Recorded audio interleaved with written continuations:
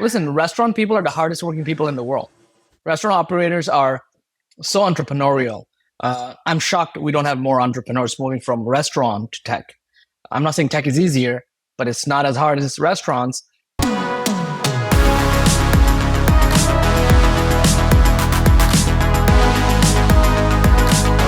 What's up, everyone, and welcome to the Local Marketing Lab, where you get real-world insights from industry pros to help you drive local revenue and local growth.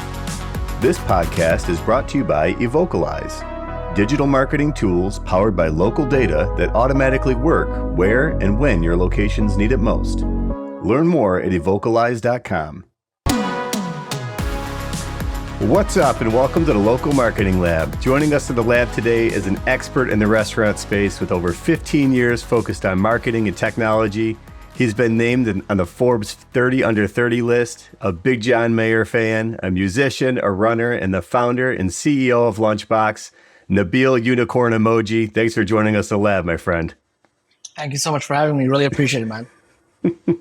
It's pretty interesting that your parents had the forethought to give you that last name. Very forward thinking. Unicorn Emoji. I disowned them. I was inspired by Cher, Beyonce, and who else has a single name? Well, whoever has single names. Yeah, all the I was greats. Like, you know what? Drop them. My first name is unusual enough, so I don't think I need a last name. I know. I was thinking about going by Justin, and it's like, yeah, that wouldn't work. Wouldn't work. One of the greats that come to mind is Taylor Swift. You know, often referred to as Tay-Tay, which, as I understand, you're a low-key Taylor Swift fan. I'm a high-key Taylor Swift fan. High-key. Yeah. Very good. Well, in light of that, I'm going to try to weave in as many Taylor Swift song titles into my answers as possible for my questions. So, you ready for it? Love it. I'm ready. There's number one. All right. So why don't we start off with you just telling us a little bit about yourself and kind of, how you went from being, coming up in the restaurant space and now you're a founder of a tech company and where you're at today. Yeah. So professional journey starts with the personal one, which is I'm an immigrant, came here when I was 15 from Kuwait and learn English, watching a lot of mafia movies, and also getting a job as a busboy at 17. So I got a job as a busboy at 17 at a burger joint here in Queens, and absolutely fell in love with the hospitality industry. Left my awesome internship at Apple at 17, said, I'm just going to do this. This is great. This is so much harder, but this is great. And fast forward 10 years, I was their CMO, and we opened dozens of restaurants, 50-ish restaurants in 5 countries. We closed restaurants. We had so many wins. We had our losses, and it was just such a fun journey to be a part of. And that was my undergrad, or my grad school, if you will, to starting Lunchbox, which started 5 years ago. And we just, I was just like, there has to be something better for the restaurant industry. Just like Toast is an incredible second mover in the point of sale system, we need a second mover for all off-premise, for all things delivery. We need a second mover to the company we inspire and has built this industry, Olo. We want to be a second mover to them. How do we do that? How do we give them sweet green tech without sweet green money, or Domino's tech without Domino's money? And that was the inception. We were saying that one too many nights in a row, and it became our vision. It became like something we wanted to see through. And that's how Lunchbox was born. And we've been doing it for 5 years. And that's a quick recap. Awesome. No, you seem to just be taken off, which is incredible. You mentioned a couple failures, but it looks like you were able to just shake it off. I see what you did there. That's number two. And yeah, man, listen, restaurant people are the hardest working people in the world. Restaurant operators are so entrepreneurial. I'm shocked we don't have more entrepreneurs moving from restaurant to tech. I'm not saying tech is easier, but it's not as hard as restaurants. And you have to get used to number of challenges we face as our industry. May that be every time the interest rate changes, or may that be food cost, or may that be labor cost. We're just so used to dealing with adversity I think that's played a big part in us designing Lunchbox and being able to grow Lunchbox. Yeah, absolutely. And it was kind of a blank space. Yeah, third. That's number three. It was. I mean, listen. I feel like a lot of people actually did bits and pieces of it, right? Yeah. Like we wanted to consolidate it, or consolidate the core components of delivery, and that was our position, which is we can't be all things to all people, but we think there's core features such as app, web, catering, auto aggregation, loyalty, and call center. We need to take those 6 components and we need to go ahead and help restaurants, especially enterprise restaurants, and help them get their customers back. We'll help them win their customers back. Yeah, they spend so much money, especially that level on marketing to try to drive people in the doors for the first time. It's like, throwing good money after bad if you're not doing things to engage them while they're there, develop loyalty, bring them back in. So it's definitely a solid cause.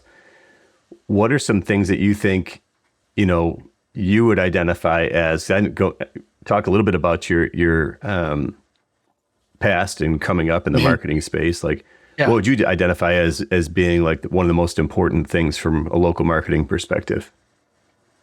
I think the most important part of what as I was scaling Bear Burger was how do we tell a story that this community wants to hear, right?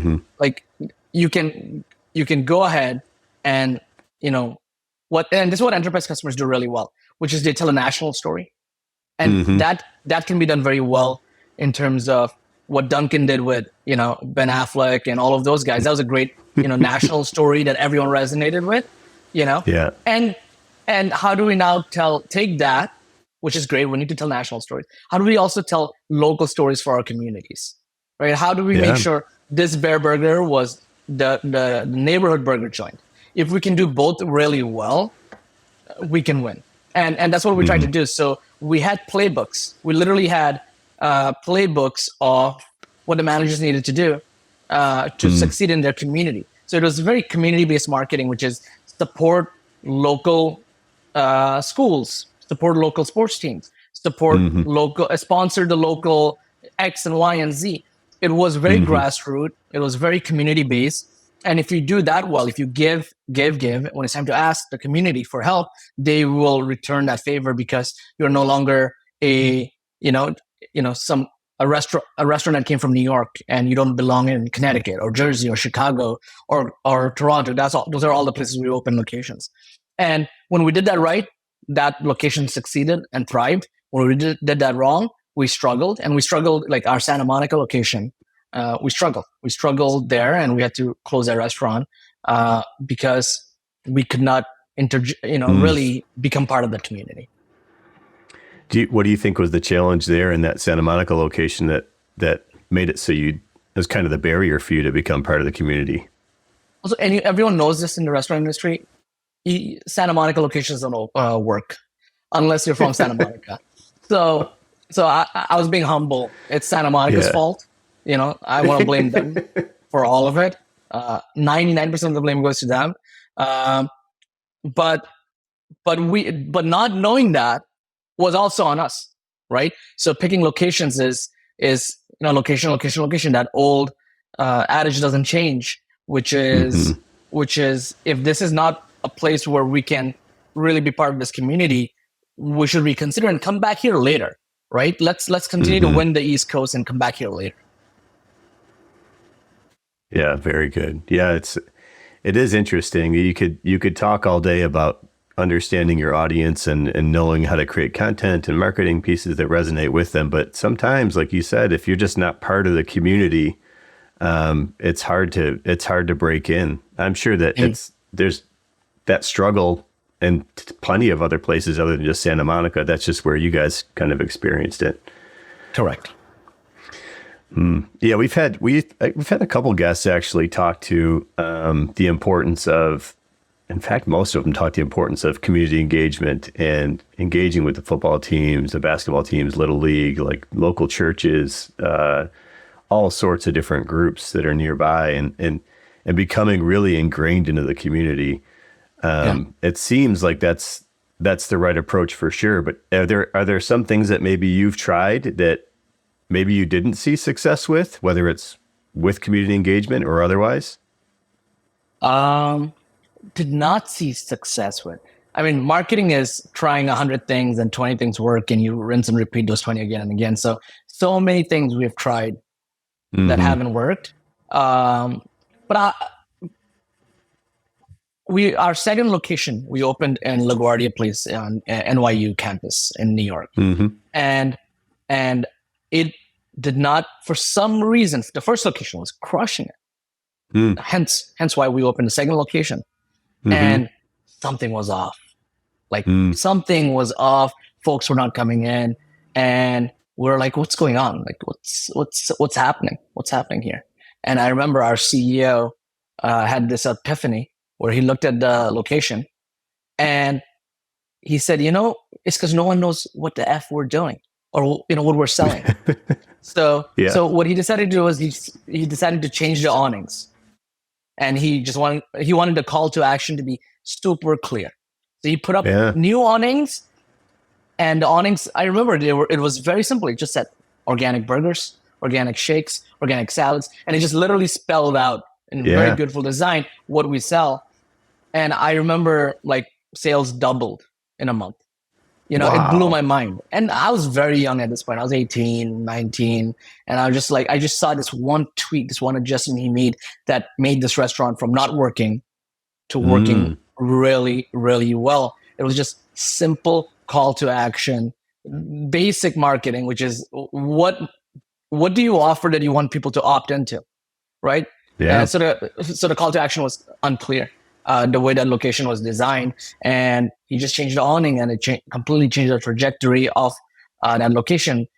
To this day, that's one of our more successful locations.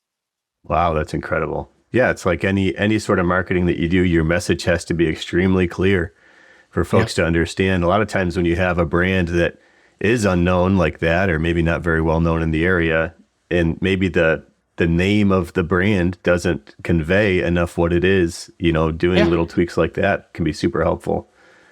Yeah. Very cool. So I guess if you were to give some examples to folks who are listening today, who maybe are trying to drive more traffic to their location, or maybe they're struggling to get more online orders or whatever it might be, like what's a suggestion you would have for them to do today, or maybe sometime this week, to help turn that around? Yeah, I think if you're exploring delivery, it's because, let's say your dine-in is at a good place or you're happy with. I think the first thing you need to do is study your dine-in sales. What are people coming in and what are they enjoying, right? And that's where delivery starts.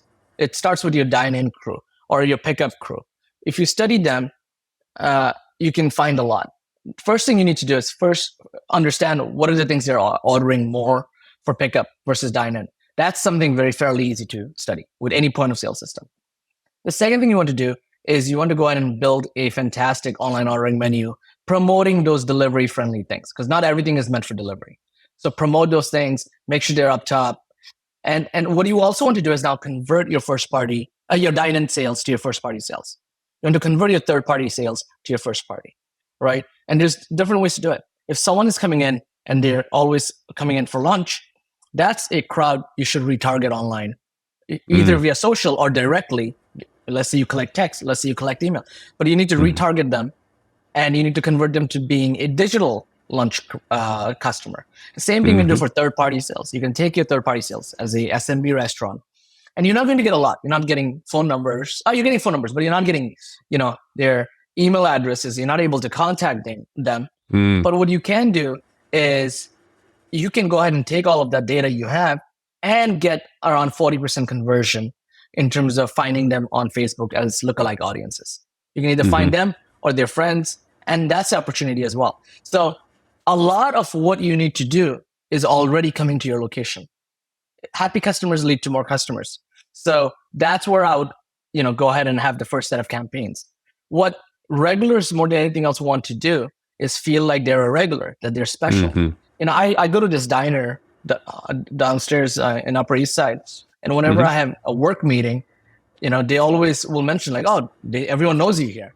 And I love that feeling. I love that, even though this is just a regular diner, that I feel like a local and everyone knows me by my name. And when I meet an investor or someone traveling to New York and wants to meet, I get that treatment. And that is great for me.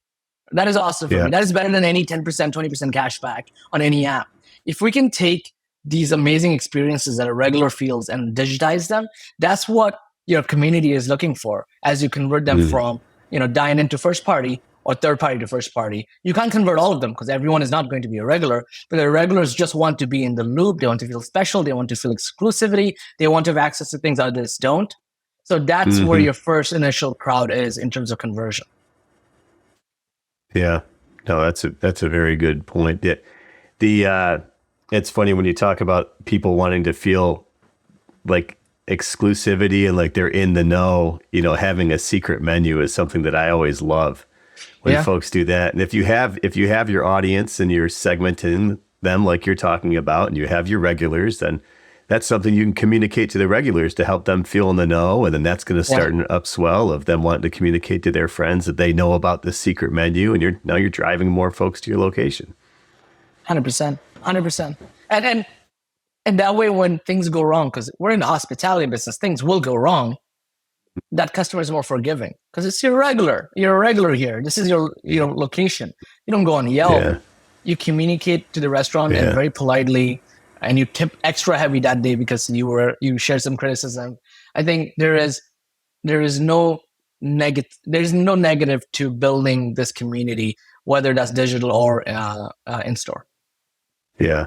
And when you get into hard times, like we experienced with COVID, like 100%. That's the community is going to be what helps keep you on your feet, keep you from shuttering the doors. Absolutely. So who would you like to shout out for someone who you think is doing like an incredible job from a marketing perspective, whether it's local or national or delivery, whatever it may be? I think, I'm such a big fan of so many groups out there. Who do I love from our system? I love our customer Clean Juice, what they do. They have this subscription program on our app where you can be a subscription user and get juices on the regular, almost like a Netflix subscription. And we were able to enable that tech and enable that program. But I love that they wanted that program. It's called their Cleanse program because they believe so much in this lifestyle where you should really care about what you're putting into your body, whether it's organic or the few things you need on a daily basis in terms of getting all your regular veggies and fruits and etc. I think they do a great job. And for us to be able to enable that program was fantastic. And they do tons of awesome marketing with there. We love what Walk-Ons does. They do a lot of great stuff. That's one of our customers as well. They have TVs in their locations. And it's a vibe in there. It's awesome in there. And they have built a great in-store experience. Nothing to do with their tech, but they have built a wonderful in-store experience. And they're just connected to some incredible, NFL stars. Drew Brees, I know they did a campaign with him and others. So they do really cool stuff. Who else? Who else? My local diner. So once in a while, he has a tray full of OJs, fresh squeezed OJs, and he goes around the room, gives it to everyone. I mean, that's great marketing. Right? Yeah. Like, what's wrong with that? Who else does great things that we really appreciate and always watch? I mean, I love everything Duncan did this year. Like they just like, I don't know if anyone has like, Ben Affleck has become a part of like cultural zeitgeist now. He's become, no one's had a better PR 180 turnaround than Ben Affleck. So, I mean, he is one to consider. That is it was so funny. And what's crazy is like they had it was like, it wasn't just an ad. It was a full campaign where you could buy the actual swag and they sold out like of the jackets and stuff. They did everything. They nailed it. They did the custom Nike dunks. They did track suits. They did the ads. They had the wifey in there. They had Brady in there. Like they said, you know what? We're going all out. Yeah. That's What's funny is it's like that's everything else aside, just focusing on the ad, like that's exactly what you want to see. Like when you watch a Super Bowl ad, like they nailed Yeah. it. Yeah. Yeah, Well, for so great. sure. I think Jeff from Wabao is incredible, Oh yeah, and he's a pioneer. He is like I'm so inspired by him as I'm I'm very inspired him as a human at home and how amazing yeah, he is as a dad and a husband. But then you see him as a leader, and you wonder, like you're like, is this guy for real? Like he is constantly taking risks. He is constantly yeah, pushing the ball forward, and he's doing a service to the rest of us. He's doing things first, and he's doing it at cost to himself, so we can all learn from him and add it hmm 5 years later. And he's done that with being the first mover in loyalty, first mover in gift card, first mover in NFT technology that he's using to build his loyalty program now. I think he's yeah, incredible. And I think he doesn't get enough kudos for how early he yeah. pushes the ball forward. And CPG, I had him on And the CPG. show. He was one of the first probably 10 episodes, I think, that we had in this podcast. Absolutely fantastic guest. The first one that I actually like, we were just cracking up laughing because he's just Yep, such a good dude. he is. But afterward, he sent, like, I shared a little love with him on LinkedIn. And then he sent me a huge swag box. And then, like, a week later, I got two big boxes of, like, Wow Bows. Oh, I'm like, I yeah. don't have room in the freezer for all of them. He And it doesn't was send like, me we ate Wow Wabas. Bows for a week. I have to buy my own Wabas from Amazon. He doesn't Yeah. send me any Wabas. So good for you. It was awesome. He gets it. But that's the thing is he understands marketing. He gave an example too of from a local marketing perspective. Go whenever a new business comes into town near one of his locations, they run over, they give them some food when they're busy during the holiday season or whatever it may be.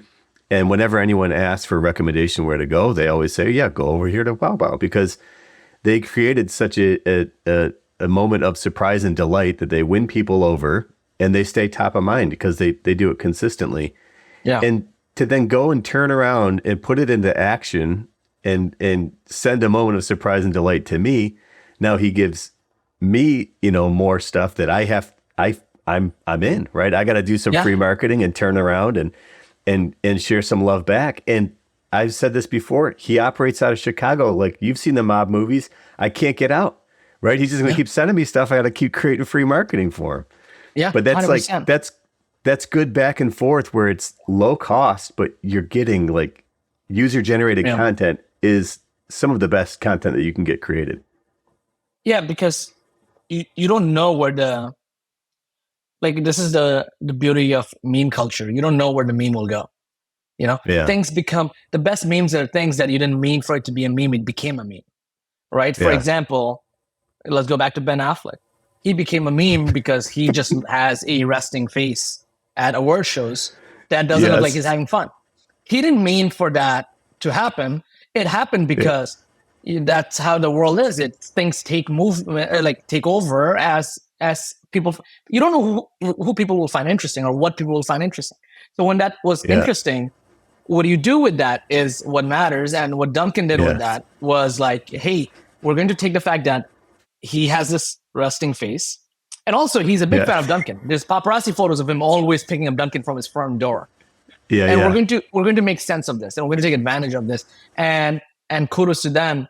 But similarly, I think what we can do as a hospitality industry is put it out there and be brave and test things out and see how the market reacts to it and what takes over and lean in. Yeah. 100%. It's one of those things that the moment comes and goes. And if you don't have your finger on the pulse of things, you miss out on massive opportunities for sure. Yeah.